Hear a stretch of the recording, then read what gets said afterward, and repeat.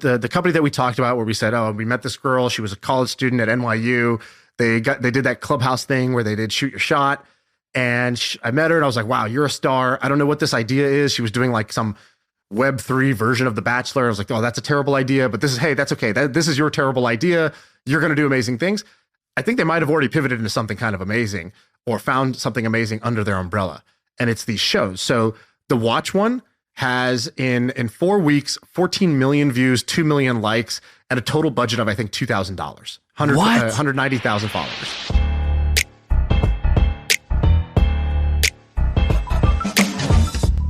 All right, we're live. Brother, it's been dry for me. Not a lot of research and ideas going on. Are you the same? Dry season? It's dry season. Yeah, I know what you mean, but I can't say I relate because your boy's wet. Really? You have stuff? I'm just dripping with concepts. You know, actually, I have all the stuff prepared, and then like typically in the 4 hours before we record, I just come up with a whole different set of things that I want to talk about. The first one is, okay, so I don't know the full backstory of this, but I do think it's kind of cool. So I saw a tweet that basically said there's like 5 21-year-olds who are building, you know, some next generation media company. Okay, what are you guys doing? Well, basically, it took them 1 month and they launched a series of original TikTok shows. So not just like themselves on TikTok, but an actual show. So there's one show called Buying Time. It's where they buy and sell watches, like kind of like on the fly. And you get to see them like buy or sell, negotiate the watch. What's the name of the company? So the name of the company, what is their name? I thought it was related to that Mad Realities thing. It might be. I was going to say, it sounds like that. I think it is related to them. I'll try to go find it. Yeah, it is. It's either produced by them, it's theirs, or they're like in the network. I'm not sure, but they're in their bio for all the shows. It's at Mad Realities, right? So that the brand that the company that we talked about where we said, oh, we met this girl. She was a college student at NYU. They did that Clubhouse thing where they did shoot your shot. And I met her and I was like, wow, you're a star. I don't know what this idea is. She was doing like some Web3 version of The Bachelor. I was like, oh, that's a terrible idea, but hey, that's okay. This is your terrible idea. You're going to do amazing things. I think they might have already pivoted into something kind of amazing or found something amazing under their umbrella. And it's these shows. So the Watch one has in 4 weeks, 14 million views, 2 million likes, and a total budget of, I think, $2,000. 190,000 followers. And what are they doing on the show? And does that too? And by the way, some of these numbers might be a little off. We got Brandon, the researcher. He's running on the hamster wheel in the back here. He's trying to get all the data, but sometimes I mess up kind of reading his data. So numbers are directional for anything I ever say. Okay. But I did watch this other one, Keep the Meter Running. So Keep the Meter Running is cool. You'll like this concept. They get in a cab in New York and the guy's like, all right, where are you trying to go? And he's like, where do you like to go in New York? Why don't you take me there? And he's like, I've seen this. It's so like, good. Yeah, he's like, take me to your favorite place. You know, let's go eat. You want lunch? Have you eaten today? And the guy's like, no, I don't eat till the end of my shift. He's like, let's go. Take me to your favorite spot. He's like, okay. He's like, yeah, just keep the meter running. And they basically drive to like, you know, the like halal town part of New York to get out. And you hear this he's story like, leave and the stuff meter like running. that.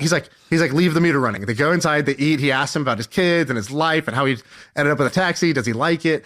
And they're just enjoying a meal. And they just do that the whole day. Also 2.4 million likes, 160,000 followers, budget was $3,000. It's really great, man. That's a really great show. Have you seen it? I've seen it. It's like if Humans of New York was a TikTok show. And so they definitely find some gems of like human beings. And you're just like, by the end of it, you're just like, I just love this dude. I just want this like taxi driver to have an easier life and a better life. Show. But he's happy too, which is the best part. It doesn't make you feel guilty because they're sad. They're very happy and content with the simple life. And most of the people who are watching TikTok have like 10 times more going for them than this guy and are 10 times less happy and, you know, discontent just scrolling TikTok basically at the time. So it's like one of those things that makes you feel good. So it's a feel good show. Then they have this other one called Einstein Elementary. It's basically this guy. He calls himself the Einstein of Wall Street. It kind of looks like Einstein, got gray hair puffing out to the side.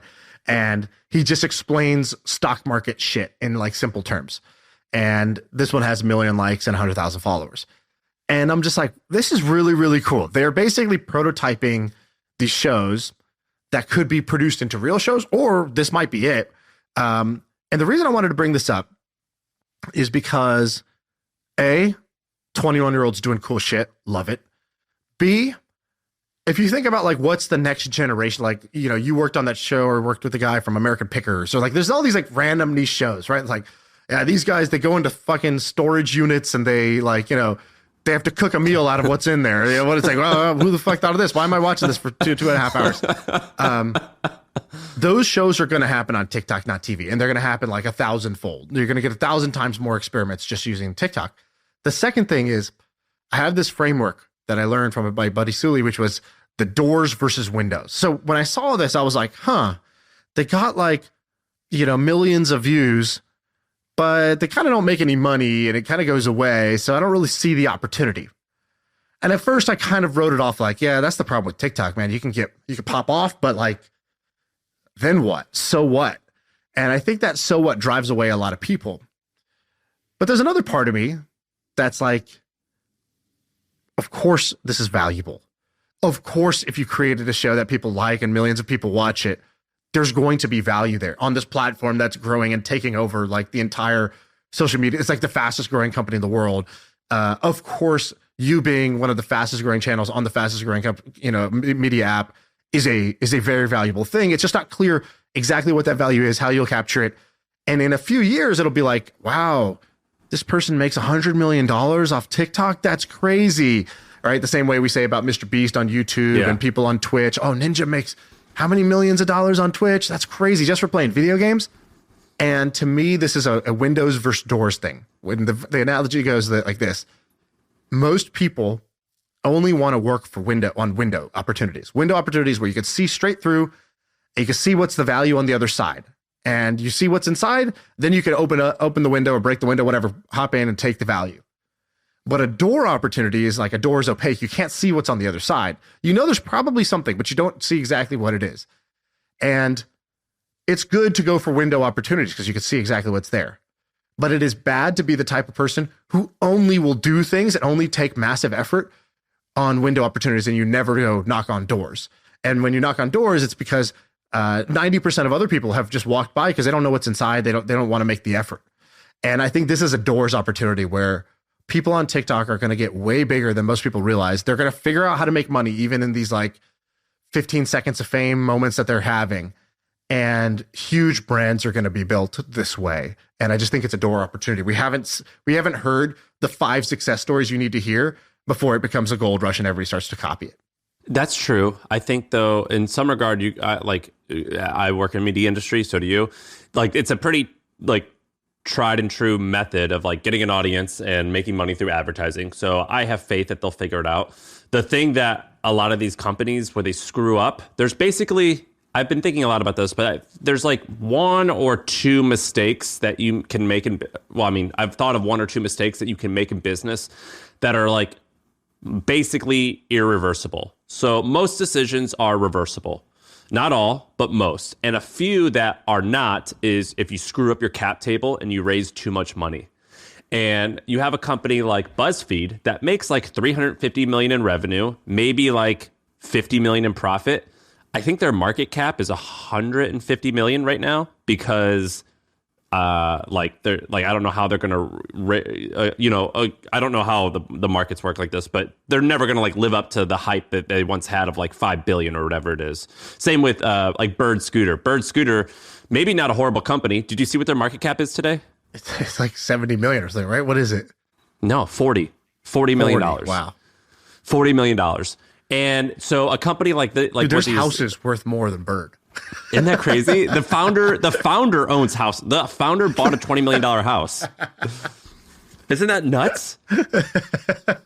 Like the Hustle was basically almost worth more than Bird, and Bird sold or raised, I think, like $1 billion, right?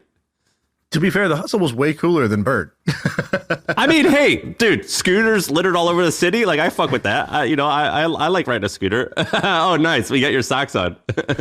But the point being with this person's business, I think they could kill it as long as they don't raise too much money. Because if they do, then I think that they're gonna die and it's gonna be horrible. Did I ever tell you the story about Elizabeth Murdoch calling me?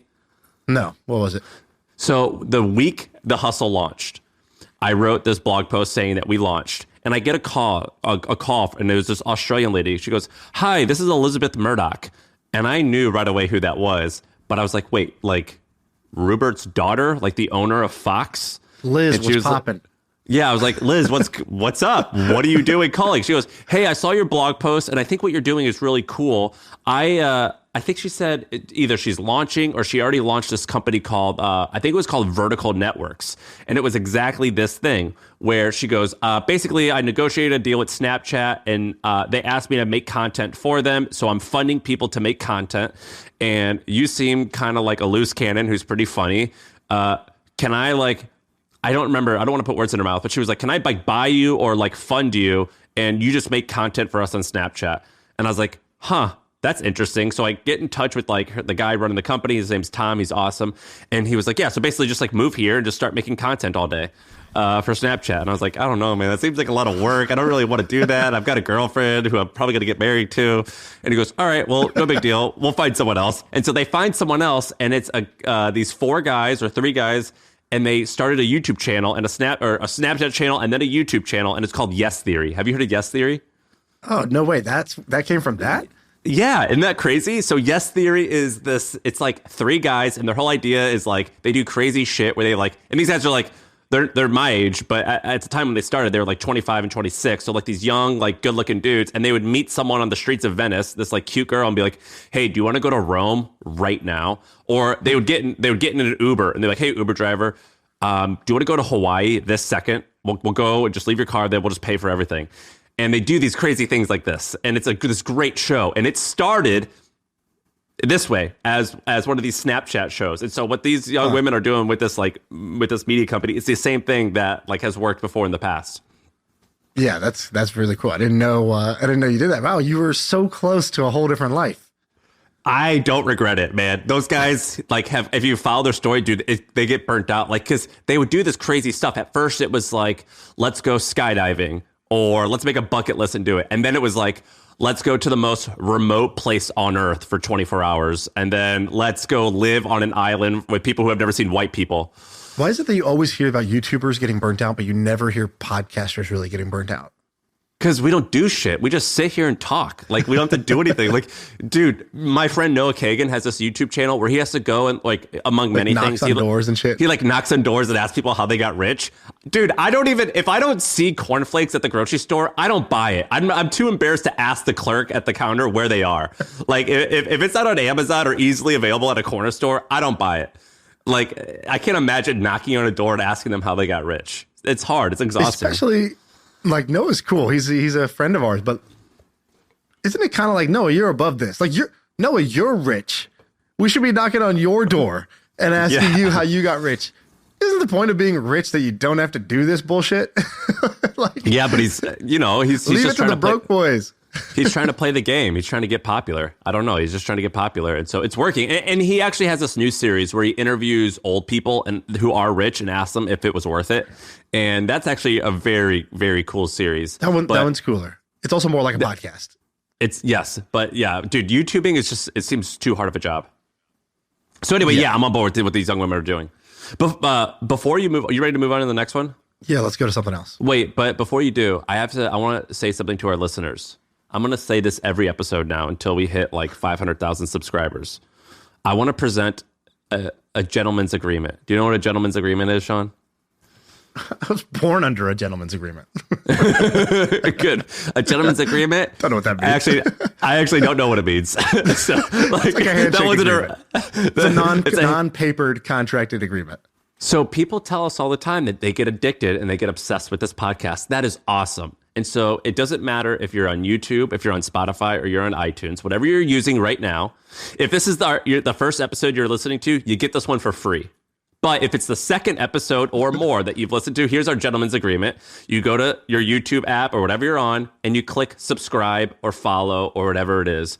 And you do that for us. We make this for you. We're your like little research laboratory rats. We're doing all this crap for you. Just go and do that for us, because the more you do that, the more views we're going to get, the more hyped we get, the more dopamine we get, and the harder we work. So that's our gentleman's agreement. If this is your second plus episode, just go and do that for us right now. That's my gentleman's agreement. And the goal is, you said 500,000 What, YouTube subscribers? I think we should just say 500,000. I think we should just say 500,000 YouTube subscribers. We've gone from 20,000 to 150,000 in the last year. 150 to 500 this year, 2023. All right, down 500,000. And also, where's our plaque? I don't know, dude. I want the plaque. Bro, like, where is the plaque? You know, people talk about participation trophies like it's a bad thing. I want it. I want that. Yeah. You say 80% of success is just showing up. Well, I showed up. Where's my plaque? Yeah. We were supposed to get a plaque at 100,000. It got sent to the HubSpot headquarters somewhere. Dharmesh is sitting there polishing our plaque, showing it off at his parties like it's his. Where is the plaque? I need to know. There's a conspiracy, and I need to know. And I told the people on Twitter, because I said, hey, who should keep the plaque? Me, Sam? How are we going to do this? We're remote. It's only one plaque. They said they'll give you a bunch of them. And then people said, small boy stuff. You're worried about $100,000 subscriber plaque. And I said, you know what? You're right. We're going to take the plaque. We're going to take it to a field and we're going to destroy it because it's totally small boy plaque. We're not celebrating until we're at 1 million. But we need the plaque to destroy it, Office Space style. Like that is the idea. I have no problem destroying your plaque. Yeah. You frame yours, destroy mine. Yeah. My point is, this is our gentleman's agreement, and I'm gonna bring up our agreement every single time we do a pod. So that's it. That's all I gotta say. We can go to the next segment. I do think you totally misused gentleman agreement, but whatever. It's for the best. Okay. What you had a thing about Coffeezilla, and also can we talk? 2 after things happened after our previous episodes. Number 1, Tim Ferriss tweeted out our podcast. Cool moment. Tim Ferriss maybe was one of the first podcasts I ever listened to. Love that guy. He listened to our section where we were talking about him and my experience meeting him and all that, your experience meeting him. And he said, first he emailed me, he just goes, hey, heard the pod, loved it. He goes, so funny. Sam was talking about how OCD I am about editing things. He goes, normally I am, but you edited it great. Thumbs up. Don't worry about it. And I was like, okay, good. And then, by the way, I hope he didn't take that as disrespect. It was supposed to be a compliment. Yeah. An admirable thing. Tim, ignore the words we say. We're sucking up to you, all right? Whatever we say, we might make some foot faults on that, but we just badly want to be your friend, all right? That's just all that's all that you need to take away from any of this. All right, second thing. We did this episode with Billy McFarland, the guy from Fire Festival, and I think you hit him up and hung out with him afterwards. Is this true? Yeah, he on the pod, or either before or after, I forget. I told him where I'm basically visiting family right now, and he said, "Oh yeah, I'm right down the street from you." And so I texted him and I just said, "Thanks for coming on." Yeah, I'm down the street from you, and he said, "Great, you want to go hang out right now?" I go, "Yeah, sure. Let's just go. We'll go get some coffee." Ice cream. What'd you guys do? We went and got tea because it was past 3 p.m. and I didn't want to drink coffee. By the way, so that is the move. Don't do coffees anymore. Ice cream. Just take people out to ice cream. It's dude, fucking amazing. It's an amazing move. I didn't want to lick a thing in front of them. I think that's weird. Well, you got to get the spoon. Yeah. And so we went and hung out, and we talked about I can't talk about it all, but we talked about his family. I just wanted to ask him. I was like, "Tell me about how you were raised. Tell me about your family." So I won't mention that stuff. But we talked about family stuff, and then we talked about prison stories. Which he mentioned on the pod a little bit. And then I basically told him what I said here, which was this idea that you had on the pod. That's really stupid, man. I bet that you could charge startups $20,000 a month and be a consultant. Just do that. And he goes, yeah, let's talk about that. And so we talked about that, about what we would do if we were in his situation and what I think he should do. And I talked about the mistakes he made and what were you thinking? And he basically expanded on what we talked about in the pod, which was I just didn't want to look stupid and I lied and I was embarrassed and I just got into this, I just did something bad. But hung out with him. And here's my takeaway. I understand why people believed him. Very believable, very charming. Every time sounds he did take you to ice cream after all. Dude, yeah. I got wined and dined, and I could honestly see myself becoming friends with him. But at the same time, I'm like, are you doing it again? So, and that's what I told him. I was like, it's hard for me to right. I think he was entertaining enough, and I think he seemed fun. Why not be friends with him? And hey, even if he does it again, that's my fuck up friend, man. Everybody's got a fuck up friend who just keeps fucking up. He might be yours. It's okay. If that's the worst case scenario, let's say it's the worst case scenario. He kind of, steps in poo-poo again, makes the bad decision. Let's say that's the worst case scenario. That's all right. No sweat. I feel like you're a little scared to just be friends with this guy. Just be friends with him, dude. Our software is the worst. Have you heard of HubSpot? See, most CRMs are a cobbled together mess, but HubSpot is easy to adopt and actually looks gorgeous. I think I love our new CRM. Our software is the best. HubSpot. Grow better.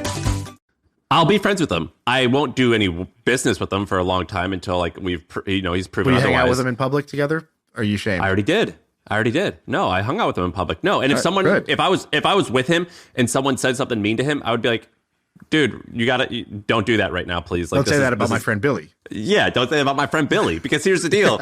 That's what I'm talking about. Dude, he served his time. So I've volunteered. I'm a saint, by the way. I've volunteered at prisons before. So I'm a real saint. I've worked with these types of people before. Everyone gets a second chance. And man, 5 years, or how much did he serve? 4 years? That's a long fucking time. That is a long time. That is college, except you don't leave your dorm room ever, it's the worst. And, I think he paid the price. So it was really exciting to kind of hang out with him. What did you think about the pod with him? Yeah, I thought it was good. I thought he was, likable, and I thought he was interesting, and I all the same things you thought. I thought he was likable. I thought he was interesting.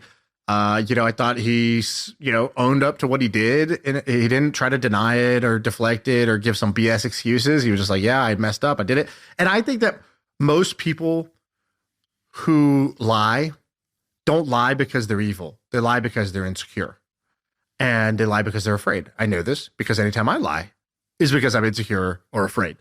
And so, I don't really, I think that's a completely understandable thing. And I think he did it at a scale, which was bad. Obviously, that affected people. That was bad. But also, put it into perspective, what did he do? He lied to professional investors who, in their diligence didn't uncover it. They're fine. No harm done for them. There were some people that went to this festival that got disappointed. That's, unfortunate, but, okay, it was a really bad party. And then I think the worst thing was the locals of the island, I think, were sort of left holding the bag in some way. I don't know the full details of that, but I would say that's probably the most kind of harm done from it. And I don't think that was his intention at all, right? I think his intention was to try to pull this thing off, and he tried to fake it till you make it, and he faked it and didn't make it. And this is what happens when you fake it, didn't make it, right? So I think that he rightfully got convicted. I think he served his time, and I don't hold that against him going forward. I was just giving you a hard time because I feel like you like the guy, but you're trying to slightly tiptoe a bit around it. And I think your honest feeling is I like this guy and he's fine. And, let's move on with life and see what he does from here. That is my honest feeling. I like him, and I'm eager to see what he does, but I'm still arm's length. But here's what the fascinating thing when I hung out with him. I call it the resistance. So I've said this before. The world wants us to be vanilla. They want us to put us in his box. And people who resist that, of you. Where are you going with this? People who resist that, I'm fascinated by them. Even if they are truly a saint or if they're a criminal, there's this allure, this fascination that I have with them, no matter what. And I think we all do. We all like that. People who are this is why cult leaders are awesome. You're oh my God, you're convincing me that there's another way at living. And right. And he has that same thing. And there's levels to this, is what I'm learning. And his level of he kept telling me, he was I thought I could pull it off. And in my head, I'm you're fucking insane. Everything, every little bit of evidence points to you not being able to pull this off. But there's something about you that you think that you could pull this off, even when all the odds are against you and you're delusional, you still believe it. And there's something incredibly fascinating about this. And it's so interesting that he raised $25 million for a festival when he was 25 years old, and he was just yeah, this is what we're going to do. I only look forward. I think he said on the pod, he goes, I only look forward to what's going to happen. And I was that's fascinating to me, because that is not what we're bullied into this box. And anyone who resists that, I think, is interesting to me. I think you touched on something very, very true. I used to say this all the time. I feel like the world is Baskin Robbins, but all 31 flavors are vanilla. And I'm just, because I was like, I look around and it's all vanilla. Vanilla over here, another vanilla choice over there, another vanilla choice over there. Everybody's living these very vanilla lifestyles. And I'm not going to pretend I'm some Renaissance man, adventurist, but in my own way, I feel like I fight the good fight against vanilla. I try to choose to live my life in a way that makes sense to me, even if it is non-standard. And that is something like deep inside the core. I feel that. I feel that that's what I'm meant to do. That's how I'm meant to live. And I take great pride anytime I do something non-vanilla. I try not to do it just for non-vanilla sake, but actually sometimes I do that too, just to push it, right? Like sometimes I just go and I go eat the, caramel ribbons or the bubblegum flavor, whatever. I don't even like it. The bubblegum flavor tastes nasty, but I'll just do it just to remind myself not to be totally vanilla. And so I am with you on that. And that brings me to something that you tweeted out that I wanted to talk about. It's called The Adventurists. This is how sick is that? You tweeted something out about this. You go, you said, I don't know what you say. This looks awesome. I want to do it. I go to the website. Immediately, I'm like, oh, this requires leaving the house. Not going to do it. But let's just check out what other people are doing. The copywriting is so good. The copywriting is great. I'm just going to read it out loud because I think it is worthy of a little oral speech here. So, we're the Adventurists. This is what it says on the website. We're fighting to make the world less boring. Our planet used to slap us about the face cheeks with iron fists of adventure every day. Maps had edges to walk off. Whole continents lay undiscovered. But now, the entire surface of the Earth has been scanned by satellites and shoveled into your mobile phone, tagged with twattery about what restaurant serves the best mocha latte frappa shit. We live to find ways to make the world a bit more difficult, to bring chaos into our over-sanitized lives, to create adventures where you don't know what will happen tomorrow or even if you'll make it. Because we think there is no greater moment than those seconds as you leap into an abyss of uncertainty and potential disaster. Okay, so this is art. Fellow artists out there. You remember the episode where Sam declared that he's an artist and he's got to create shit? This is really amazing copywriting. I think this is like such a good example for the swipe file of in my power writing course, I'm going to use this as one of the examples of an us versus them frame, where a status quo breaker, which says the status quo, if they took something good, which was that, wow, your mobile phone has, the full map and you can get directions, you can find the best restaurants, and they're like, you coddled little baby. You're living this over sanitized life. Don't you remember what you were put on this earth to do and how life used to be back in the good old days? And I think that nostalgia, the us versus them, this is amazing copywriting. Are you going to actually do one of their things? Yeah, I messaged them and I said I was like, hey, I'm going to try and brag to you because I want to impress you. But here's who I am. And I listed off a bunch of credentials. I go, I'm not asking for a discount. Also great copy. How do you brag while nodding at, look, I know what I'm doing here. I know why I'm doing this. I just want to say this out loud. Likeable bragging. Yeah. I emailed them. I go, well, I'm going to list a bunch of accomplishments because I want you to know who I am. I'm not exactly a somebody, but I'm not exactly not a somebody. Here's what I've done. And I listed it out and I go, the reason I'm explaining this is I'm going to pay full price. I'm not asking for any type of discount or anything like that. But I want to do one of the America one and I want to maybe bring a bunch of friends and tweet about it and things like that. When are you doing an America one? Because basically what this company does is you pay $1,900 or something like that. It's pretty cheap. And then they either give you a car or a motorcycle or maybe a bicycle for different races. And they host these races in Mongolia and they drop you off at point A. And then it's you have 3 days to travel 300 miles to point B. And they literally just say, all right, everyone, bye. We'll meet you at point B. Figure it out. And one of those things is you have to drive a mini bike, which is a 50cc, which is a very small motorcycle. It's basically what they wrote on Dumb and Dumber. Another one is a car that is a rickshaw, which is you know what a rickshaw is. Yeah. Yeah. And so they do these crazy things and yeah, they're amazing. And Shaan, go to their FAQs for the event. This is another really good, a really good way to explain how to do copywriting because their FAQs, they're discussing, go to click one of their random races and then go to the FAQs. They're discussing really serious topics in an incredibly conversational way. So they'll say they'll say like, we plan on doing this unless COVID ruins it, then it just ruins it. Like they just like talk in a really. Here's an example. I clicked Mongolia, and it says the route, the section 1, the route. Mongolia is big, really effing big, and driving through it, as any of you ex-Mongol ralliers know, is brain-squashingly awesome. Thousands of miles of endless horizons, mountains, dirts, roads, nomads, blah blah blah. So riding through it on a motorbike designed for children is simply resplendent. I don't know what that means. Mongolia calls to the soul like a fly to shit, and then it sort of explains what's going on.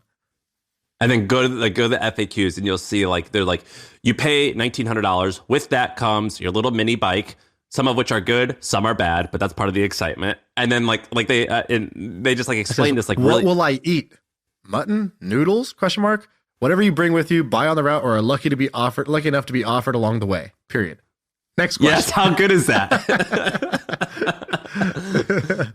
Yeah, this is really cool. Who's behind this? Is this like just a guy? I think it's just two guys, like two friends. Like these, like I watched their videos. They make launch videos for each one, and just two guys.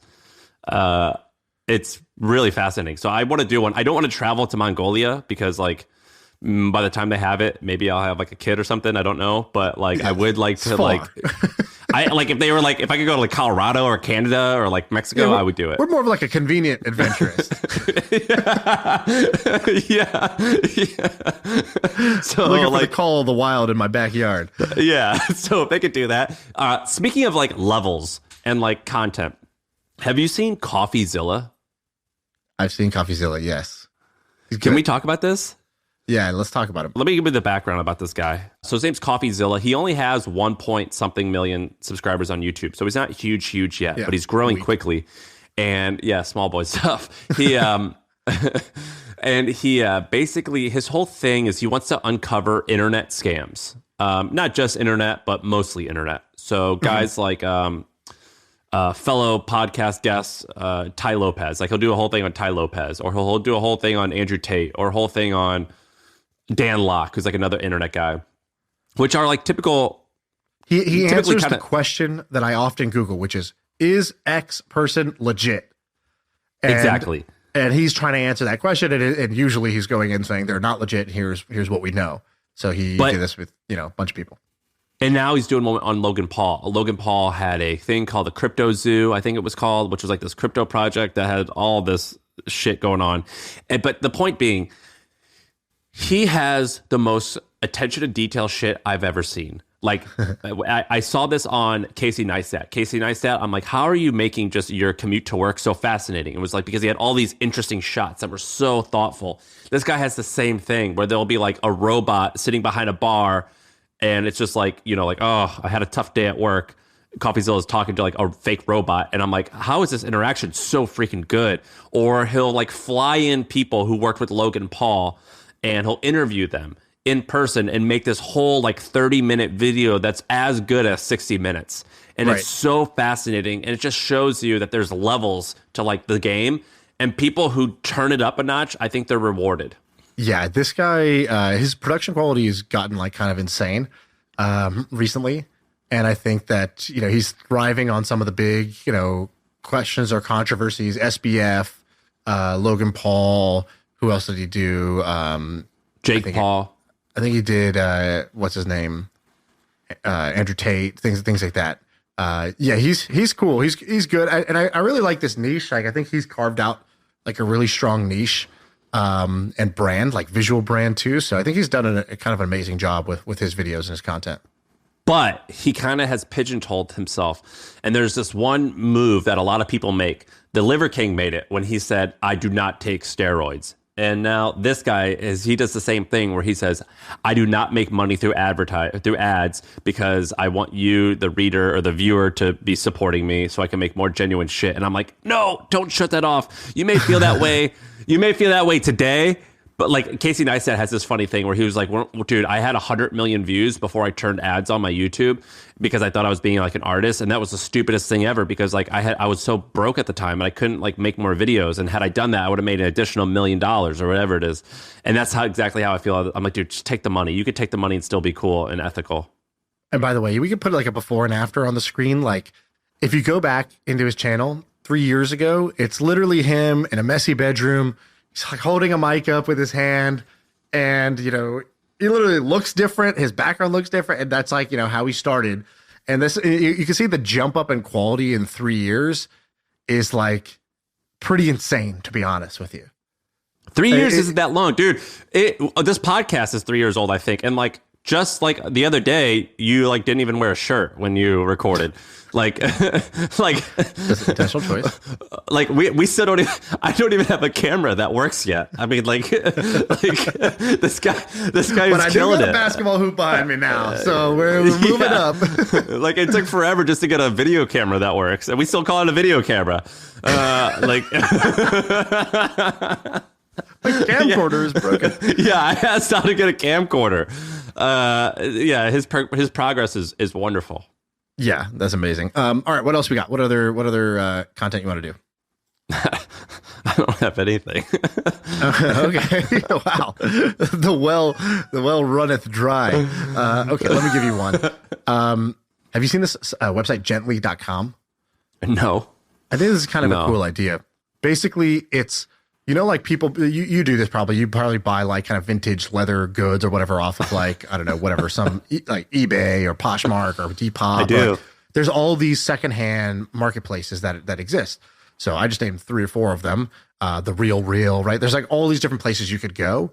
What Gently did was pretty smart, was they just said, all right, how do we make a search engine? So you just tell us what product you want. We will go search all the different places. And then we will just send you text message alerts as we find good deals on that thing and that brand or that item that you want. I think this is pretty smart. And then they cut a deal with all the different marketplaces, which is, hey, if we send you the customer, we get to bring the customer, the buyer to you. How do we get, you know, our 10% cut or whatever it is off of that purchase?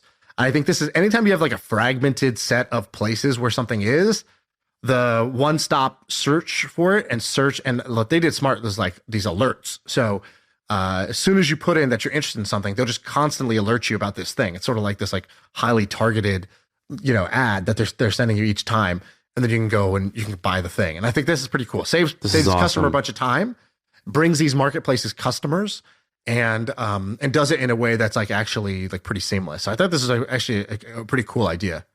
I'm going to sign up for this. You are right. You stereotyped me correctly. You made some bold, you made a stereotype, and you're 100% correct. I was looking at investing in it, and I was like, all right, let me just try using this thing. And I was like, oh, I don't have like hobbies or tastes. Like, you know, I don't know any of these brands. I don't buy any vintage goods or like, you know, exclusive designer things. And so didn't really know what to do. Well, it looks like it's, try it out. Tell me if it's good. Well, it looks like it's for women mostly, because it's Poshmark. That's mostly women. I think only women, or mostly women. The Real, mostly women. I actually just went to the Real yesterday. They have a store where I'm staying. It's mostly women, I believe. But no, I like this. I don't know if this could be a big business. Wouldn't the margins be like nothing? Yeah, because you're taking a cut of a cut. So I think that's the hard part. You have to have like really high volume.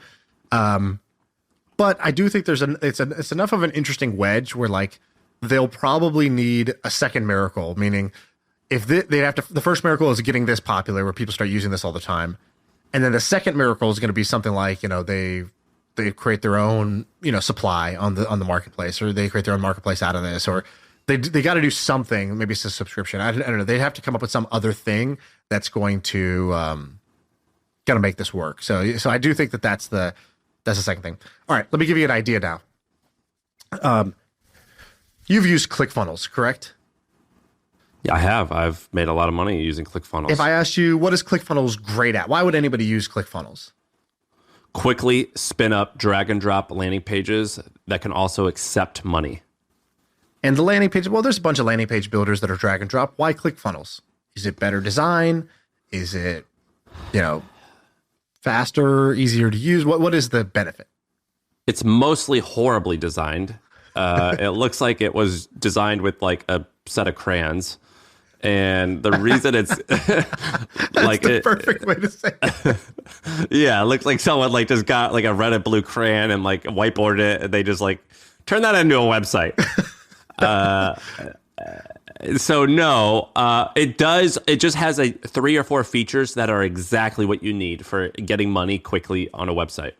And I think one of them, the way I would describe it, it's called ClickFunnels for a reason, which is that they're specifically funnels. So they're like designed to convert a customer through a funnel. The funnel might have multiple steps. It might be like, first we're going to grab their email. We're going to optimize for grab email. Then once they grab the email, we're going to then offer them this upsell, or we're going to then ask them to pay. And if they don't pay, then it'll go here in the funnel. The whole point of their software is to get your money to become my money.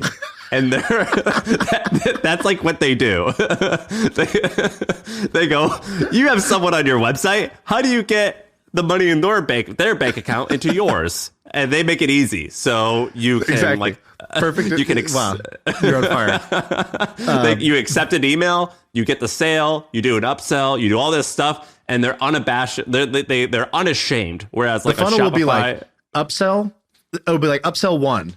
Then if they say yes, hit them with upsell 2. If they say yes, hit them with upsell 3. If they say no, hit them with downsell. Downsell 1, downsell 2, downsell. It's like, what the hell are these? I literally don't even have enough products to like fill your funnel. I don't have downsell products. What are these? But it works. It works. It was quite effective. It works. And I think ClickFunnels does over 100 million in revenue or something like that. They throw that 100 million number around a lot. I don't think it's way more than that now. Or an annual thing. I think their churn is really high. That's the problem with these things is like the churn, like that attitude of like make your bank account my bank account. That doesn't exactly have the most like the best longevity. But yeah, your customers are kind of piece of shit marketers. Yeah, you're like bullying them. Yeah, I think so. I think somebody can make a ClickFunnels 2.0. In fact, I think we could make ClickFunnels 2.0. I think if we used our brand, we could create a better ClickFunnels. Which is what the guy did. Russell Brunson. He had he was like a content guy. I mean, he like had masterminds and shit like that, but he had like a huge email list. And then he like launched the software, and it wasn't great at first. In fact, it's still not really that great. If there are any developers or designers that don't use crayons, build us a ClickFunnels competitor. We will promote it because ClickFunnels is honestly a very useful tool. It is very super useful, good at doing the job, which is the your money to my money thing, which is exactly what a lot of people want. And it's simple. And that's the beauty of it. When you make a ClickFunnels page, it's like, there's no navigation. There's no footer. There's no scroll. It's like, there's a giant box that says, give me your fucking email. And it says, it's like a flashing button. And it says, if you click this thing with your email, something real good's going to happen. And like they'll might be something good. I guess I'll put my email in. And for some reason, I don't know why this is still a thing. When you sell a product there, all of the product images are like pictures of DVD and PC game boxes. Do you know what I mean? It's a box set, always. It's like a CD. I'm like, dude, I don't even own a thing that could accept a CD. Why is like this like product always like a set of CDs? Yeah, it exactly. Still looks like that because it's infomercial, right? It's the equivalent of an infomercial, but online. So I think somebody click ClickFunnels. I also think specifically for e-commerce, there's not really a ClickFunnels for e-commerce. There's a bunch of people who think they're ClickFunnels for e-commerce. And trust me, I am in e-commerce. I have tried to build funnels using Shogun, Builder, all of these guys. Nobody's done it. Nobody has made it simple. Nobody has made it stupidly obvious where you hit the customer over the head with the offer. And like, that's all you really need to do. And I've looked at so many of these and nobody's made it dumb enough. Everybody makes it too smart. And so I think there's generally like a ClickFunnels like 2.0, and I think that there's ClickFunnels for e-commerce is an opportunity that's out there. And I think you'd either need to be a Russell Brunson type of guy where you are going to independently build your brand as a smart entrepreneur, marketer type dude, or you should partner with someone like us who already has that audience and that brand can distribute a product like this and get it to, I don't know, probably somewhere between like 3 and 6 million ARR just off of our audience. If the product is actually good, but the product actually has to be good. Have you heard of, so another thing that ClickFunnels did, like these guys are really fascinating. And at first I was a hater on them. And then I was like, oh no, they're all right. But they're what? Their conferences are a little cringe, but still cool. Like I respect it, but they make money off info products. And this was so fascinating and so smart. So a lot of big software companies, they're like, dude, I'm not going to sell anything but the software because like this one thing makes so much profit and revenue. Like I'm just doing this one thing. And they were like, nah, F that. See, we don't have a lot of money to spend, so we're bootstrapped. Our marketing is going to be profitable. And so they write like guides and do all this stuff, and they'll charge like $100 for like a book. And when you buy that book, you automatically like get a month free of ClickFunnels. And they basically, when they hit 100 million in revenue, it was 80 million in subscription revenue and 20 million in info product revenue. And they would create these info products and sell it. And that's good because they would acquire a customer for a break-even amount for an info product and automatically add them into their subscription revenue for their software. And that was really fascinating. I thought it was a great idea. And they've proven that it can work really nicely. Yeah, I think in general, break-even marketing is a phrase I've used in every single company I've built, which is like, what is a version of our marketing that itself is not a cost center, as a profit center? It doesn't have to be the main marketing channel, but like we should do something. Like for you, HustleCon was a good example of this, right? It's like, I'm going to do HustleCon. It's going to get people to find out about the hustle. It's going to take people who like us and make them love us and make them super evangelists.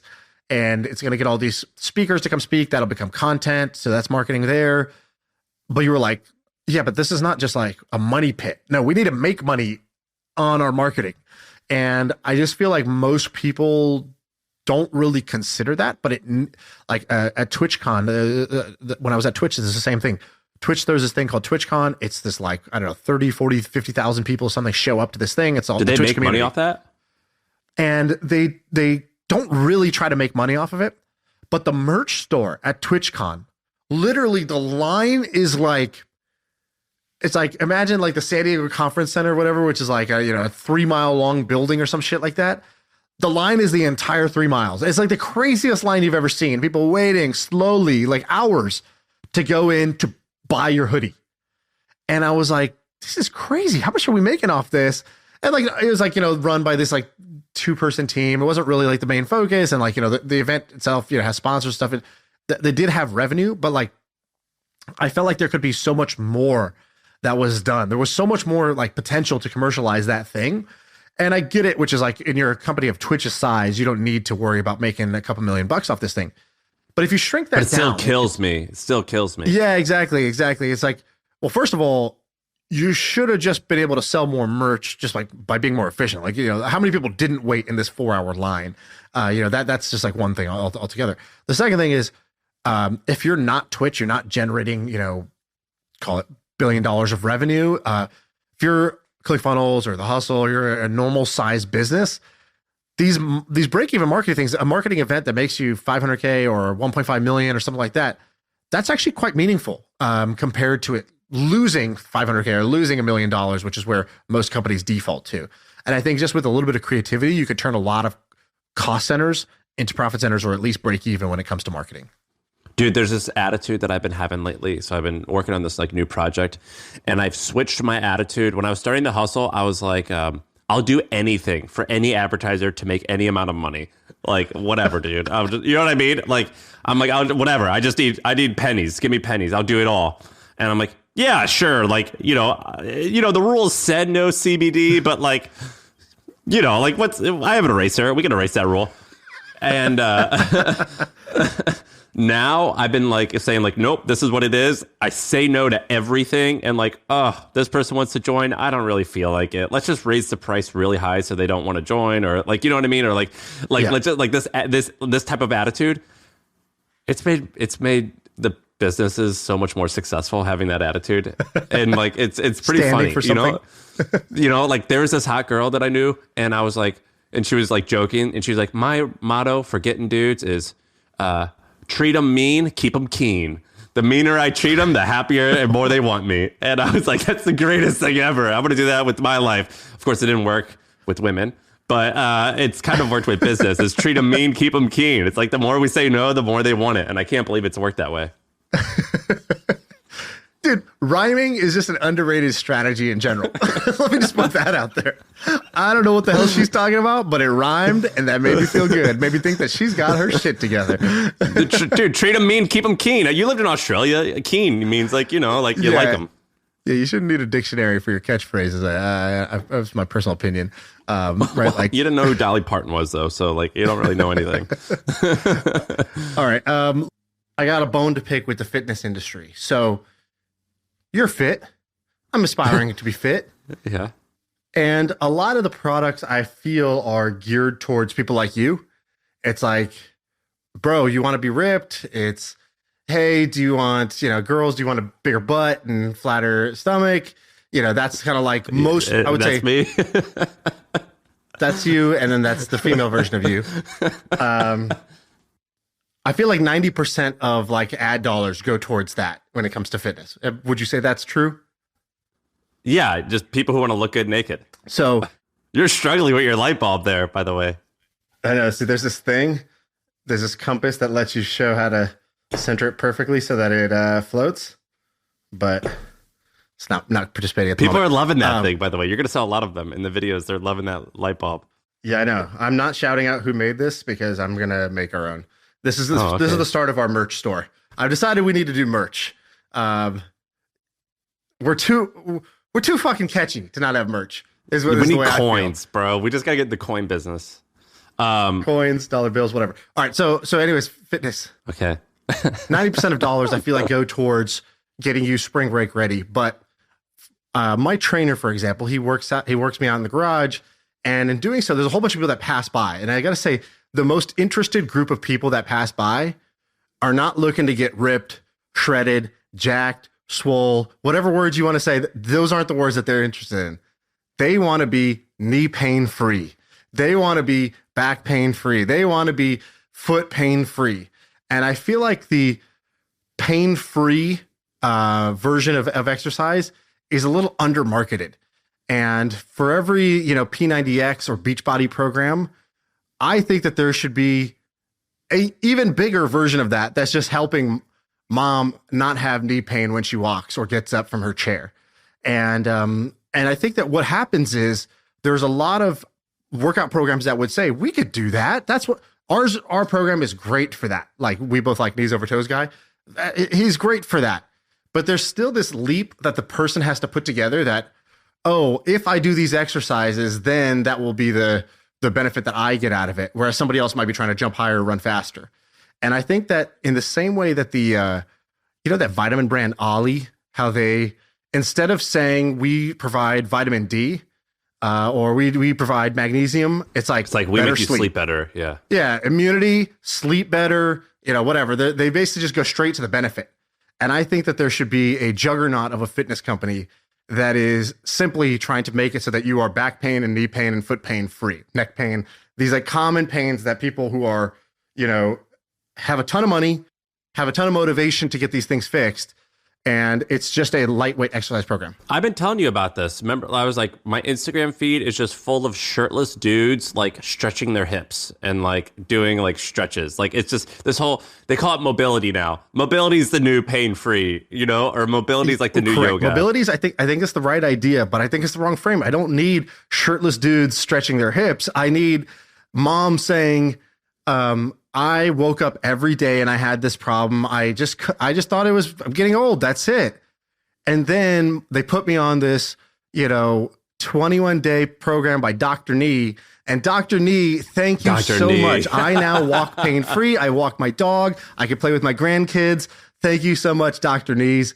And we need Dr. Knees as the brand. And we need the testimonial not being ripped, shirtless guy stretching his hips.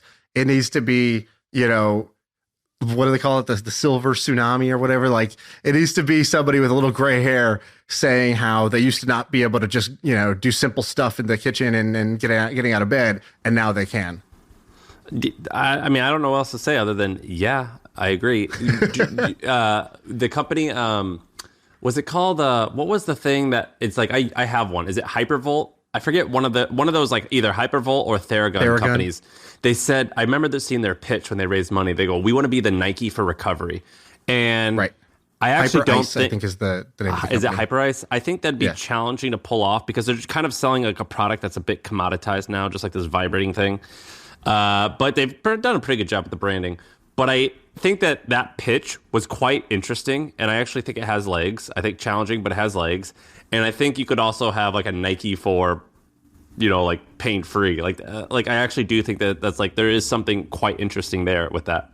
Yeah, the way Calm did around meditation, if someone did around just getting rid of pains that you think you have to live with, but actually can be reversed. Do you have pain? I don't, but like for example, my trainer, he trains me, but he also trains my mom. He trains my neighbor, who's like the CEO of a big tech company, but then he also trains his mom. And in fact, my neighbor, who's the CEO of a tech company, he will miss sessions all the time because, like, you know, whatever, he's on calls and shit like that. But his mom never misses it. And she's never worked out, like, she didn't have a gym membership. So she went from not having a gym membership to having a personal trainer. And when you see what he has her do, it's like, is this a library? Like, you're stationary for like 90% of the workout. And it's like, yeah, if she's sitting down, flat-footed, she's just trying to push up from, like, you know, her toes, because her toes are incredibly weak, and that's causing a whole bunch of structural issues. So he just works up toes, then ankles, then he gets to the calf, then the hamstring, then the knee, you know, and he's just working his way up, rebuilding it. And she's like mowing her lawn now. Like, she couldn't like walk, basically. Like, from my neighbor's house to my house, she basically couldn't get there each day. And now she's literally mowing her lawn. And that's like kind of a crazy recovery. Why don't you just get ripped? Just do that also. Bro, I'm trying. Your boy likes cheese, okay? There's a little bit of a problem. You ever had a Dorito?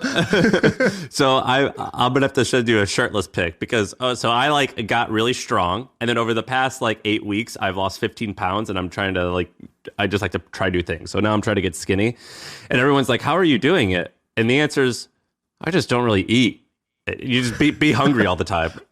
And my trainer was like, well, what's your goal? And I go, I want to look good naked and live forever. And he was like, cool. Well, one of the proven things that makes that people live for a long time is calorie restriction. So just not eating a lot. So if you want to live for a long time, you just got to get used to not eating a lot. So I've been getting used to it. And it's not so bad. It's not so bad, but it is kind of bad.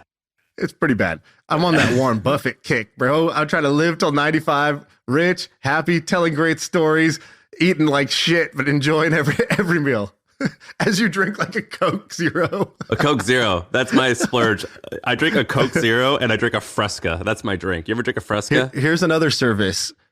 Someone who has the exact same life scenario as you, but is fit, will send you a shirtless picture every day and say, there's no excuses. Oh, you're a mother of three? Here's a mother of three who's fit. She's going to send you a picture every morning. What's your excuse now? Oh, you're an entrepreneur? Sam Parr is going to send you a picture every day and say, yeah, I'm also an entrepreneur. What's your excuse? It's going to be called Shamefully. Shamefully.io. Shamefully.ly. Shamefully. Yeah. and we simply ask you, what's your excuse? What? Look, we start actually like a nice guy. Hey, we understand. Life's tough. What's holding you back? The realities of life? Is it time? Is it money? Is it your kids? Is it your unsupportive husband? What is it? And then we find you an exact match who's overcome that thing, and they just guilt you every morning. If you're on your phone right now listening to this, go to TikTok or maybe also Instagram, but for sure TikTok, and type in the word Papa Swole. So it's P-A-P-A and then Swole, S-W-O-L-L, I think, or S-W-O-L-E. There's this guy on TikTok who came out of nowhere, and he has at this point like 3 or 4 million followers, or maybe even more. I forget. I looked a few months ago. And all he does all day is he has one video, and he just walks up to the camera and he goes, go to the fucking gym. Go to the fucking gym. Go to the gym. That's all he says. And now he's selling T-shirts and mugs and all this stuff. And he 3 times a day, he makes the same video every single day. And it just says, go to the gym, go to the gym. And it's hilarious. Have you seen this? Yeah, I've seen this guy. He just walks up to the camera dramatically and says this one thing, and everyone goes crazy. It's the best. Let me tell you about a different TikTok thing that I think is pretty dope. All right, let's wrap it there. I still got some more, but it's too late in the episode to bring them up now. All right.